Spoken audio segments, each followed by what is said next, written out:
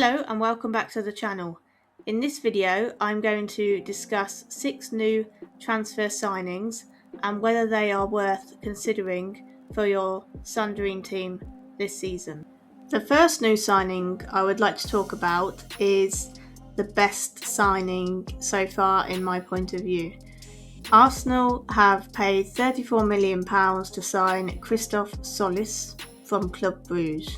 Now, he's been around for quite a few years. He even had a spell at Norwich but didn't do much. He's really just broken through last season playing for Club Bruges. He made 52 appearances and he scored 22 goals and provided 29 assists in those 52 appearances. I had to check these stats twice to make sure I wasn't making a mistake here, but these stats are 100% true. These stats are unbelievable.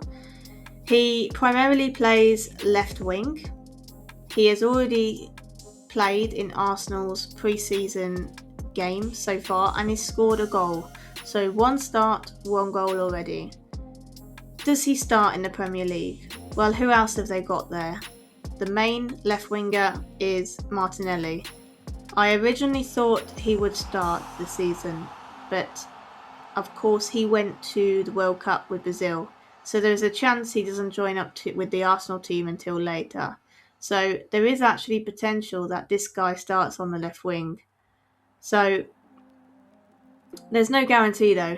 That's the problem. They have a great first fixture against Coventry at home, but we just don't know. I mean, I'm sure we'll probably get some news if Martinelli's in the squad or not, and if he's not, then he's in. But if there is a chance Martinelli is in the squad, then we cannot predict if he starts. Good chance he comes off the bench though, and with these numbers, perhaps he can get a return quite easily in half an hour. So I'm really interested to see him play for Arsenal. He's definitely on my watch list. I'm just not sure whether I'm going to go there straight away. The second new signing I would like to talk about is Luka Vuskovic. So Brighton have paid £46 million to sign him from Tottenham. He didn't play for Tottenham, he was loaned out by them to Hamburg last season, where he made 30 appearances and he scored 6 goals. So this is a very good goal scoring record for a centre-back. He is 6'4" though, so that's probably helped. Does he go straight into the team? Well, I've heard a couple of Brighton fans say yes. He's clearly been signed to replace Van Heck, who has gone to Tottenham, but they do have a couple more centre-backs they can pick as well. I think probably he does start, given the feedback from the Brighton fans, but also the fact Brighton have spent £46 million on him. I think there is a good chance he starts alongside their captain Dunk. But we don't know. Brighton are in Europe this season, so he is going to get minutes. But what we kind of want with the Sun Dream team is to have a player that's, especially when they play centre-back, we want a player that's playing most games. They don't need to be rested as much as midfielders in the game. So I think centre-backs are more than capable of playing in both competitions because they just don't, expand as much energy as the midfielders. So let's see what the rest of pre-season brings and whether it's worth the risk starting with him in our dream team. They have a good first fixture. They have Aston Villa at home. So good first fixture. Hopefully it's priced quite cheap. I think he could be an option. A third new signing I'm going to talk about is Ipswich signing of Daizen Maeda for £11 million from Celtic. He is a Japanese international. He's 28 now. He played 54 times last season for Celtic and scored 17 goals and 10 assists. So really good numbers. He primarily plays on the left wing, but can play up front. But considering he's mostly a winger, the stats are very, very good. Now, he's gone to Ipswich. Last season, who played on the left wing. They had lots of players that could play there. Jack Clark was their main player. He featured in all matches, didn't always start, but often came on. And he actually finished the club's top league scorer with 16 goals. So he shared sort of the left wing spot with Philogene, but he can also play on the right. So we've potentially got 3 players now that Ipswich can start on the left wing. So the problem is, these are fantastic stats, but we don't know if Maeda's going to start. I mean, how many minutes is he going to get with the other two, been in the team last season? So fantastic opening fixture, you could say, against Sunderland at home, but are the minutes going to be there? So that's my concern with him. The 4th new signing I'm going to talk about is Johan Manzambi. He is a Switzerland international, and he has signed for Aston Villa in a £50 million deal. He's recently just played in the World Cup, where he scored 3 goals and provided 2 assists. His last club last season was Freiburg. He made 47 appearances, scored 7 goals and provided 9 assists. The numbers not too great, to be honest, for Freiburg last season, but I looked at him in the World Cup. I watched all the games and he looked very good. He played in sort of number 10 role, but also on the right wing. He's very quick. He drives at defenders. I can see he has both goal and assist potential. So he strikes me as a guy that would go for goal, but would also pass if that was the more sensible option. Does he start?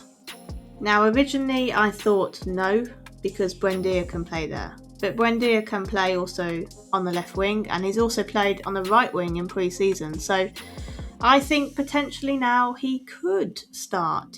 Rodgers was the number 10, played in the number 10 anyway last season. He's gone now. So they've paid a lot of money for Manzambi. So there is a good chance he starts. Having said that, he's new to the league. How many new signings start in the first game?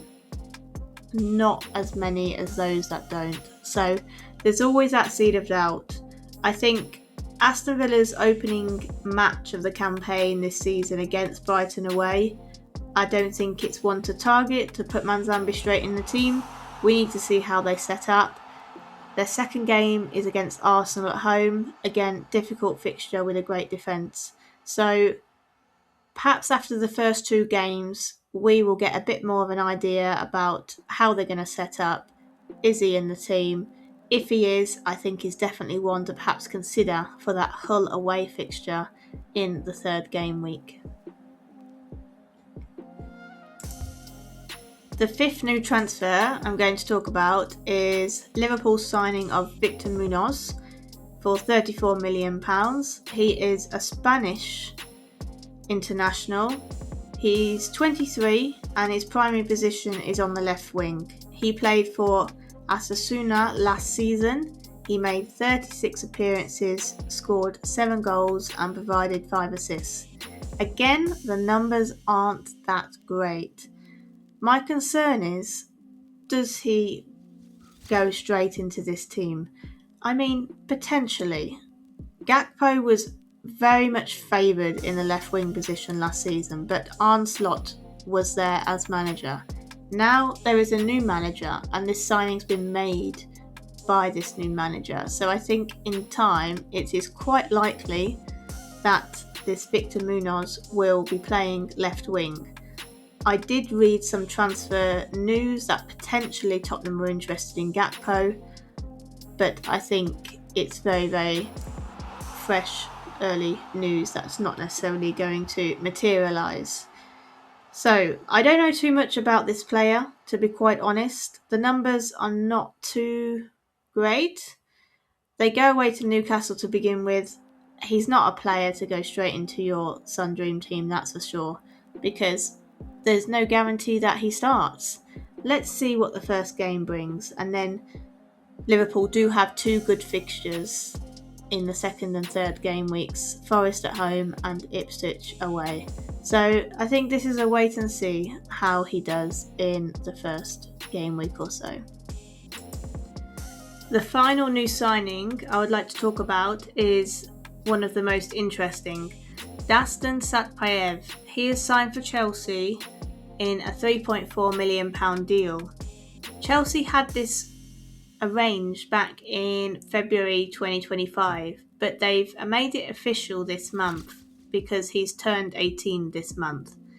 So despite not making it official so far, he's still been on Chelsea's pre-season tour in the last few weeks. He has played in a couple of their pre-season games and he's already scored a goal. He primarily plays on the left wing but can also play up front. Last season he played for Kairat in Kazakhstan. He made 28 appearances and he scored 11 goals and provided 3 assists. So he's very much more of a goal threat than an assist threat. Does he start for Chelsea? Potentially, but who else have they got there? Well, they've got Gittins as well, so he has been sharing minutes with Satpaev in the pre-season so far. So there's no certainty that he starts. There's no certainty he will become the favoured left winger. It could be that he just shares minutes with Gittins, and if he does share minutes, is he going to be one to go for in the Sun Dream team, especially when Chelsea are not in Europe this season and the minutes where your players can score points are going to be much lower than other teams that are in Europe. So he's definitely interesting. He's one to keep an eye on. A fantastic couple of fixtures to start the season. We just don't know how many minutes he's going to get and whether it's worth it for his price. 6 new fantastic transfer signings for the Premier League, but they have something in common. Will they start and how many minutes will they play? If you have any thoughts, please share them in the comments below. Thank you for watching. I hope you've enjoyed the video. Please check out my other videos that I've recorded in advance of the new Sun Dream team season that looks like it's going to be announced in the coming days. There's plenty more exciting and interesting, I hope, content to come, so I'll see you on the next one.